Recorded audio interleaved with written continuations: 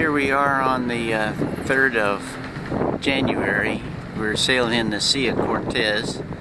We got about 17 knot winds. We're heading near into the wind, so we're only going about 5 or 6 knots.